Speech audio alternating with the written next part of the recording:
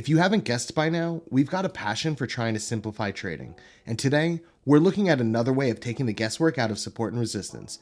Let's get right to the charts. First, I want you to open up the Indicators tab and type Profile. Now, click on Session Volume Profile.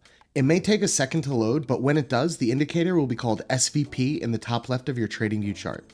Let's dive right into the settings. Sessions determines which or how much of the trading session gets used to build the volume profile. I like to leave it at all because I want the entire previous day's worth of sessions to build my profile. Volume determines whether or not you're looking at up and down volume at the same time, or if you're just looking at the delta or difference between the two. We're going to end up turning this off in the style tab, so it doesn't really matter. Skipping down for a minute, the rows layout and the rows size will adjust how the volume looks on your screen, but again, we're going to be turning off the actual volume once we get to the styles tab. Back up to the value area volume, this determines what percentage of all volume for the session should be highlighted by the value area high and low. Let's go ahead and leave this at 70. As for now, leave these last three boxes completely unchecked. Over in the styles tab, let's uncheck volume profile and check VAH and VAL. Those stand for value area high and value area low. Now let's talk about POC and the value areas for a second.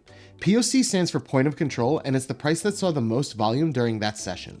If price returns to the previous session's POC, you'll almost definitely see at least a little bit of consolidation. Value area high and low denote the highest and lowest price levels within the value area. We left the value area at 70 on the inputs page, so this means that the value area is the area where 70% of the total volume has been traded. Generally speaking, trading that happens between the VA high and the VA low is high liquidity and lower volatility, while trading that happens outside of the VA high and VA low are lower liquidity and thus higher volatility.